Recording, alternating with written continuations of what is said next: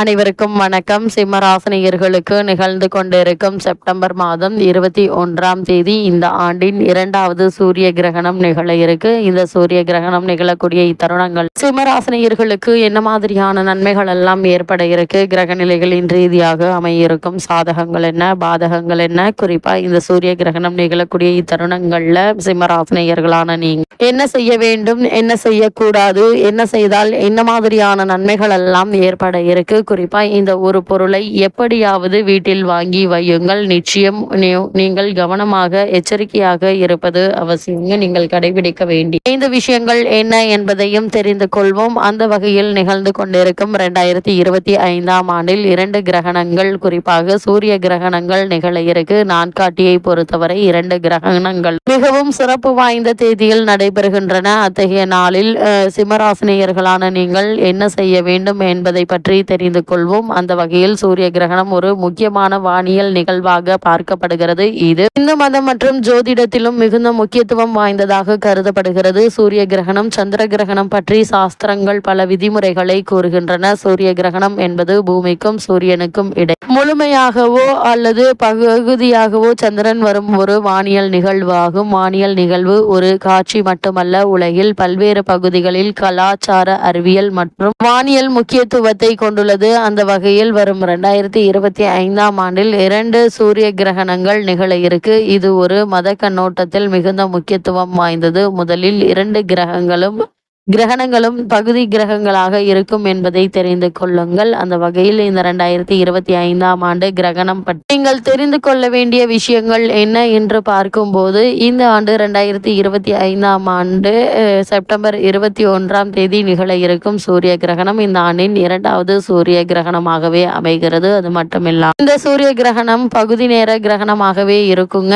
இந்த கிரகணம் இரவு 11 மணிக்கு தொடங்கி அதிகாலை 4 மணி வரை நீடிக்க இருக்கு. இந்த கிரகணமும் இந்தியாவில் தென்படாது. இந்த கிரகணம் குறிப்பாக ஆஸ்திரேலியா, அண்டார்டிகா, பசிபிக் பெருங்கடல், அட்லாண்டிக் பெருங்கடல் பகுதிகளில் தெரியும். பஞ்சாங்கத்தின் படி முதல் கிரகணம் சைத்ரா அமாவாசை நாளில் நடைபெறுகிறது. 2வது அமாவாசை கிரகணம் பித்ருபட்சம் என்று சொல்லக்கூடிய மகாலயபட்ச சர்வ பித்ரு அமாவாசையான மகாலய அமாவாசை நாளில் நடைபெறுகிறது. 2 தேதிகளும் மிகவும் சிறப்பு வாய்ந்தவையாக அமைகிறது. சைத்ர நவராத்திரி சைத்ர அமாவாசைக்கு பிறகு தொடங்குகிறது மற்றும் முன்னோர்கள் சர்வ பித்ரு அமாவாசையில் அனுப்பப்படுகிறார்கள். முதல் சூரிய கிரகண நாளில் சனி அமாவாசையும் உள்ளது. இந்த நாளில் சனி குடும்பத்திலிருந்து மீனத்திற்கு பெயர்ச்சியாகிறார். சனியினுடைய பெயர்ச்சி மிகவும் சிறப்பு வாய்ந்ததாக இருக்கும். ஏனென்றால் சனீஸ்வரரை விட்டு வெளியேறி குருவினுடைய ராசியில் நுழைகிறார். இது அனைத்து ராசி அறிகுறிகளிலும் தாக்கத்தை ஏற்படுத்தக்கூடிய அமைகிறதுங்க. அப்படி என்ன மாதிரியான பலன்கள் எல்லாம் சிம்மராசினியர்களுக்கு ஏற்படும் என்று பார்க்கும்போது, சனி அமாவாசை நாளில் சைத்ர அமாவாசை நாளில் சூரிய கிரகணம் ஏற்படும் போது தானத்தின் பலன் அதிகரிக்குங்க. இந்த நாளில் நீராடி தானம் செய்ய வேண்டும். இந்த நாளில் செய்யப்படும் நன்கொடைகள் நிறைய பலன்களை தரும் என்று கூறப்படுகிறது. எனவே 2 நாள் கிரகங்களுடன் ஏழைகளுக்கு நன்கொடை வழங்க வேண்டும். குறிப்பாக சிம்மராசினியர்கள் இந்த சூரிய கிரகணம் நிகழக்கூடிய இத்தருணங்கள்ல இந்த 5 விஷயங்களை நீங்கள் கடைபிடிக்க வேண்டும். அந்த வகையில் முதலாவதாக செப்டம்பர் மாதம் 22ஆம் தேதி அன்று காலையில் எழுந்ததும் குளித்து விட வேண்டும். கல், உப்பு, மஞ்சள், வேப்பிலை கலந்த நீரில் குளிக்க வேண்டும். அதேபோல் பிறகு 2வதாக கல், உப்பு, மஞ்சள் கலந்த நீரால் வீடு மற்றும் பூஜை அறையை சுத்தம் செய்ய வேண்டும். கல், உப்பு, மஞ்சள் கலந்த நீரை வீடு முழுவதும் தெளித்து விட வேண்டும். 3வதாக வீட்டில் உள்ள சாமி படங்கள் மஞ்சள் கலந்த நீரால் துடைத்து விட்டு வீட்டில் ஏதாவது தீர்த்தம் இருந்தால் பூஜை அறையில் தெளித்து விடலாம். பூஜை அறையையும் வீட்டையும் புனிதமாக்கிய பிறகு வீட்டில் உள்ள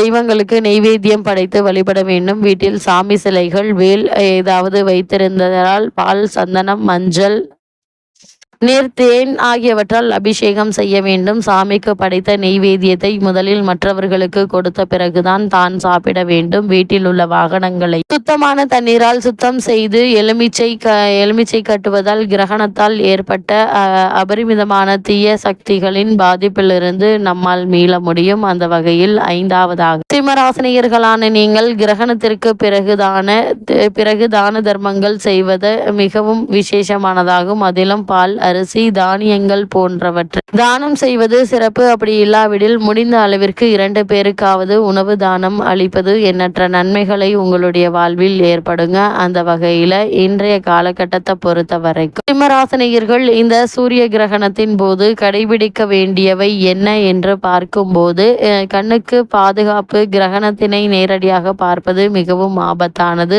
சிறப்பு வடிகட்டிகள் என்று சொல்லக்கூடிய சோலார் ஃபில்டர்ஸ் உள்ள கண்ணாடிகள் அல்லது தொலைநோக்கிகள் மூலமே பார்க்க வேண்டும். அதேபோல் இந்த தருணங்கள்ல தியானம் மற்றும் பிரார்த்தனை மிகவும் ஆன்மீக நம்பிக்கைகளின்படி கிரகணத்தின் போது தியானம் செய்வது மற்றும் மந்திரங்களை ஜபிப்பது ஆன்மீக சக்தியை அதிகரிக்கும் என கூறப்படுகிறது. வீட்டில் இருக்க வேண்டும். தேவையற்ற பயணங்களை தவிர்க்க வேண்டும். கிரகணத்தின் போது அதிக அளவு வெளியில் இருப்பதை தவிர்க்க வேண்டும் என கூறப்படுகிறதுங்க. குறிப்பா இந்த மகாலய அமாவாசை இன்றைய நாளில் சூரிய கிரகணம் நிகழ இருப்பதால் உணவுகளை மூடி வைத்து பாதுகாக்க வேண்டும். கிரகணத்தின் போது உணவுப் பொருட்கள் கெடக்கூடும் என்பதால் அவற்றை மூடப்பட்ட உரை மூடிய பானையில் வைத்திருப்பது நல்லது. சிலர் துளசி இலையை அல்லது தர்பை புற்களை கையில் வைத்திருப்பதை வழக்கமாக கொண்டுள்ளனர். அதற்கு பிறகு தூய்மையை குளிக்க வேண்டும். கிரகண நேரத்திற்கு பிறகு பரிசுத்தமாக குளித்துவிட்டு வீட்டின் சூழலை தூய்மைப்படுத்துவதே நல்லது. சாத்வீக உணவுகள் சாப்பிடுவது. கிரகண நேரத்தில் முதியவர்கள், குழந்தைகள்,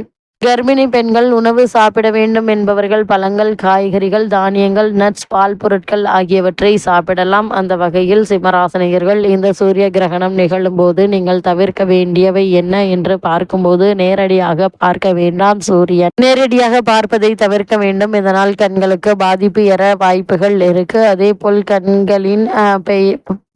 அதேபோல் கர்ப்பிணி பெண்கள் வெளியில் செல்வதை தவிர்க்க வேண்டுங்க.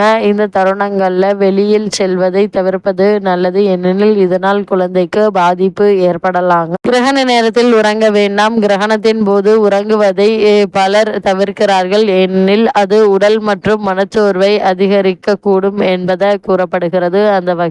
அந்த வகையில் சிம்மராசினியர்களுக்கு இந்த சூரிய பயிற்சி நிகழக்கூடிய இத்தருணங்கள்ல கிரக நிலைகளின் சஞ்சார நிலைகள் என்ன என்று பார்க்கும்போது, மிதனத்தில் குரு பகவானும், கடகத்தில் சந்திரனும், சிம்மத்தில் சுக்கிரனும், கேதுவும், கன்னி ராசியில் சூரியனும் புதனும் இணைந்து சஞ்சரிக்கிறாங்க. அதே போல் துலாம் ராசியில் சூரியனும், கும்பத்தில் சனி வக்ரகதியிலும் ராகுவும் இணைந்து சஞ்சரிக்கிறாங்க. இந்த கிரகங்களுடைய சஞ்சார நிலைகளின் காரணமாக சிம்மராசினியர்களுக்கு என்ன மாதிரியான நன்மைகள் எல்லாம் ஏற்பட இருக்கு என்று பார்க்கும்போது, இத்தருணங்களை பொறுத்த வரைக்கும் 11 குரு அமர்ந்திருப்பது பூர்வ புண்ணிய ஸ்தானத்தை பார்ப்பதும் அந்த ஸ்தானங்களை பலப்படுத்தும் சிறப்பான அமைப்புகள்ங்க. ராசியில் சுக்கிரன் அமர்ந்திருப்பதால் பொருளாதார பிரச்சனைகள் தீர இருக்குது. புதிய ஒப்பந்தங்கள் கிடைக்க இருக்குது. சுப காரியங்கள் தடையின்றி நடைபெறுவதற்கான வாய்ப்புகளும் உருவாக இருக்குதுங்க. தொழில் வளர்ச்சி நன்றாக இருக்குங்க. வங்கிகளுடைய ஒத்துழைப்பு உங்களுக்கு கிடைக்க இருக்கு. பொது வாழ்வில் ஏமாற்றமாக இருக்குங்க. சிலருக்கு சொந்த வீடு வாங்கும் யோகம் உண்டு. 4ஆம் அதிபதி 2ஆம் இடத்தில் இருப்பதால் வீடு வாங்குதல், விற்றல் போன்ற விஷயங்கள் கவனமாக இருப்பீங்க. மேலும் என்ன மாதிரியான விஷயங்கள்ல அதிக எச்சரிக்கையோடு இருக்க வேண்டும் என்று பார்க்கும்போது, ஆரோக்கியத்தில் கவனமாக இருங்க. சிறு உடல் உபாதை என்றாலும் உடனே மருத்துவரிடம் அணுகி அதற்கான சிகிச்சை பெறுவது நல்லது. இந்த சூரிய கிரகணத்தை பொறுத்தவரை மகாலய அமாவாசை நாளில் ஏற்படுவதால் முன்னோர்களுக்கு திதி தர்ப்பணம் கொடுத்து வழிபடுவது மிக மிக நல்லது என்பதை கிரகங்களுடைய சஞ்சார நிலைகள் தெளிவாகவும் உறுதியாகவும் எடுத்துக்காட்டுது சிம்மராசினியர்களுக்கு.